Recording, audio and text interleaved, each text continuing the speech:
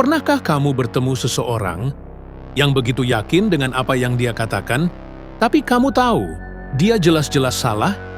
Dia bicara seperti ahli, dia meyakinkan, dia tidak ragu sedikit pun.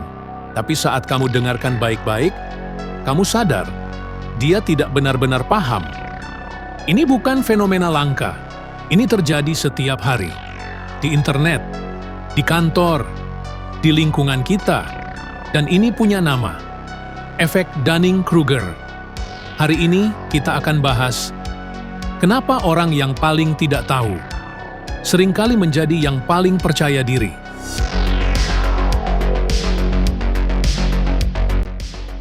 Tahun 1995,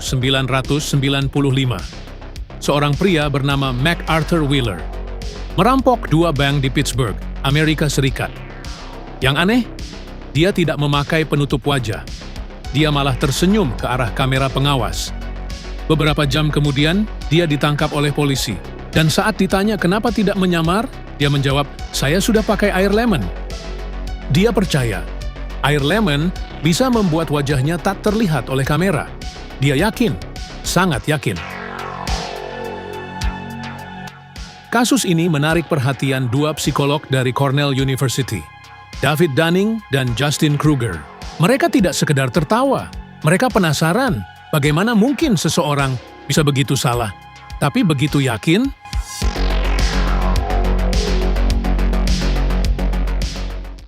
Dunning dan Kruger melakukan serangkaian eksperimen.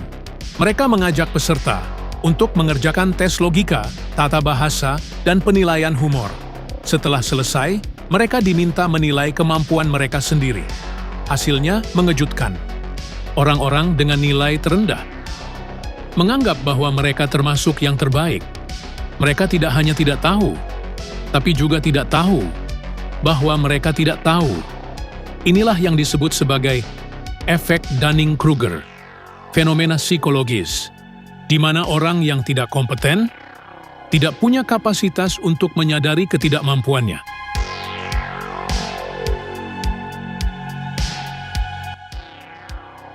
Bayangkan grafik. Sumbu X adalah pengetahuan. Sumbu Y adalah rasa percaya diri.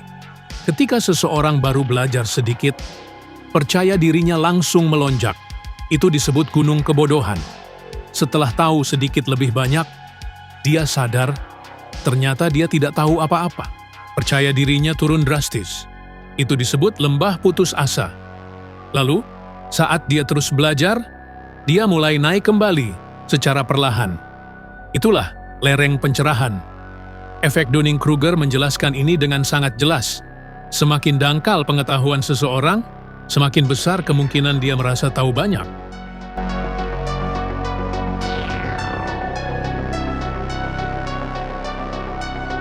Kamu mungkin pernah melihatnya. Seseorang yang berdebat soal sains, padahal dia hanya baca artikel 1 paragraf dari media sosial. Dia bicara seperti pakar, tapi saat ditanya lebih dalam, dia mulai memutar arah, atau malah marah. Atau seseorang yang merasa jago investasi hanya karena ikut satu seminar motivasi. Kita juga sering lihat ini di dunia politik.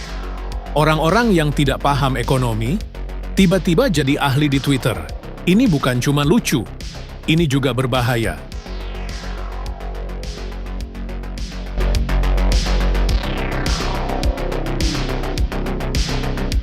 Saat orang yang paling percaya diri adalah orang yang paling tidak tahu, kita punya masalah serius.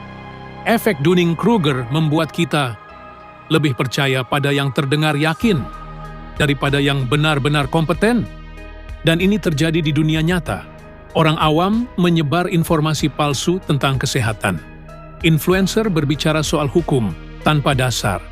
Politikus membuat keputusan besar berdasarkan asumsi kosong.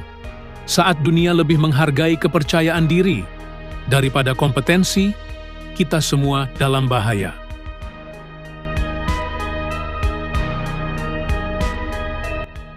Tapi efek ini bukan hanya tentang mereka, ini juga tentang kita, kamu, saya, semua orang.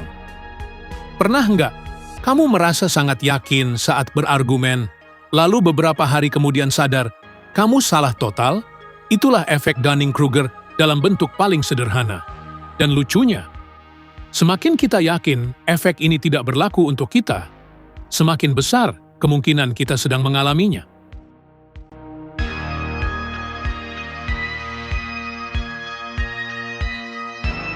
Untungnya, ada cara untuk keluar dari efek ini.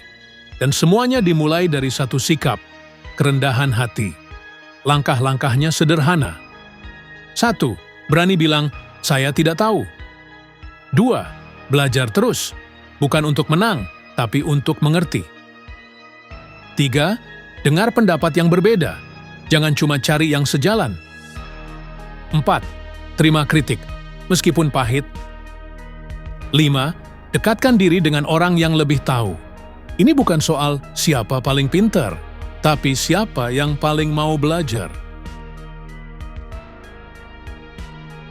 Orang bijak biasanya tidak banyak bicara, bukan karena mereka tidak tahu, tapi karena mereka sadar bahwa semakin banyak kita tahu, semakin kita sadar betapa sedikitnya yang kita pahami. Berbeda dengan orang yang baru tahu sedikit, mereka justru merasa tahu segalanya. Ini bukan soal volume suara, tapi kualitas pemikiran.